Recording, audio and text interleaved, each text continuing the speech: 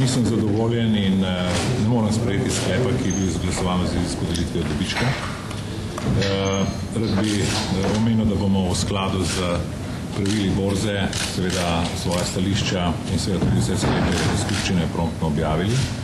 Zadovoljen pa sem, da je skupščina podelila razrešnico nadzornemu svetu in upravi in seveda mislim, da je skupščina potekala v skladu z vsemi pravili. Z vidika malih delničarjev smo lahko zadovoljni na izjemen odziv in podporo preko pooblastil, ki je prejelo v sklopu zbiranja pooblastil naše združenje.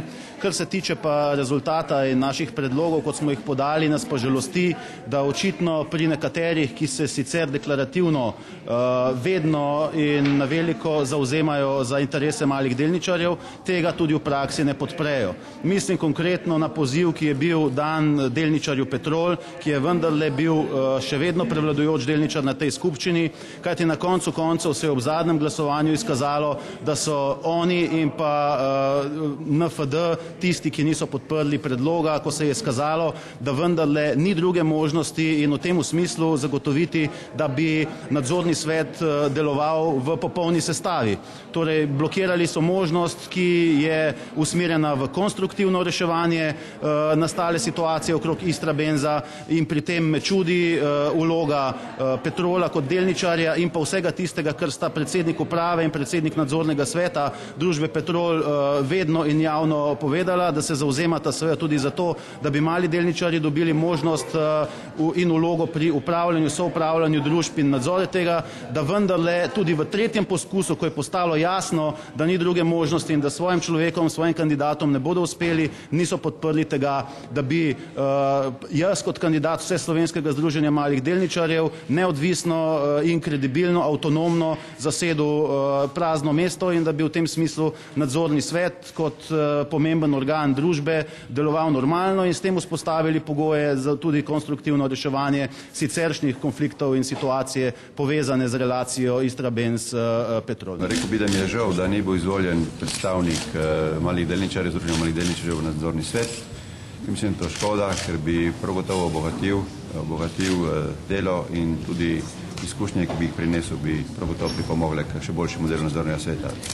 Ker me je pa razočaralo, je pa sklep, ki je bil izglasovan, sicer glede višine dividende, kar pomeni, da je na ta način ogrožen uresničevanje strateškega poslovnega načrta družbe Istrabenz. No, vaš predlog o višini dividende ni bil sprejet Petrolov predlog, ki je še nekoliko višji. Kako gledate na to dejstvo? No, naš nasprotni predlog je bil podan brez vednosti o Petrolovem nasprotnem predlogu.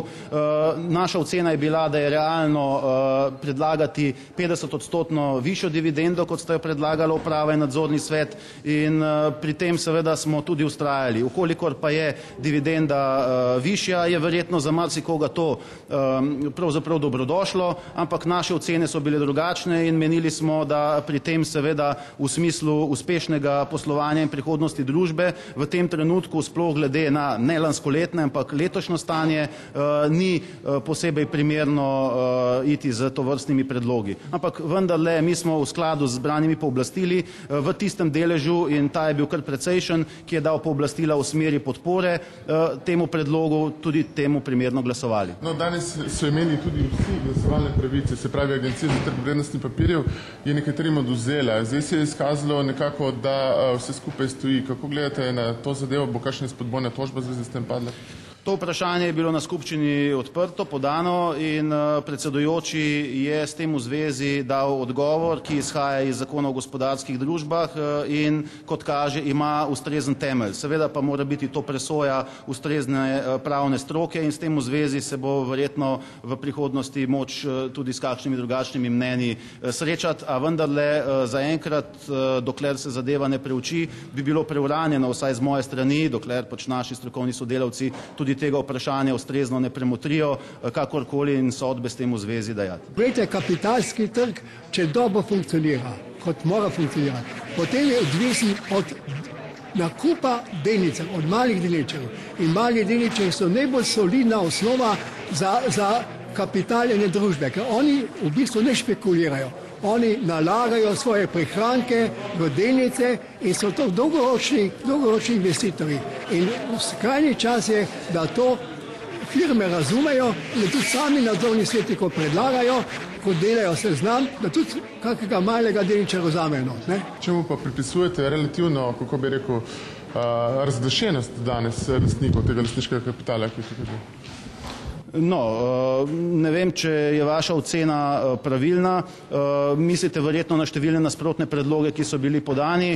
To izkazuje, da so seveda interesi raznoteri in pa žal pogosto izključujoči. To se je danes jasno pokazalo. Izključujoči celo do te mere, da tudi dejansko neodvisnega kandidata malih delničarjev niso bili pripravljeni podpreti, navkljub temu, da je zaradi tega seveda ostalo neizpolnjeno mesto v nadzornem svetu, kar pomeni seveda, da so v resnici interesi, kot kaže, usmerjeni ne v dobro družbe, ampak v zagotovitev nekih lastnih parcialnih interesov, kar pa je seveda dobro in slabo.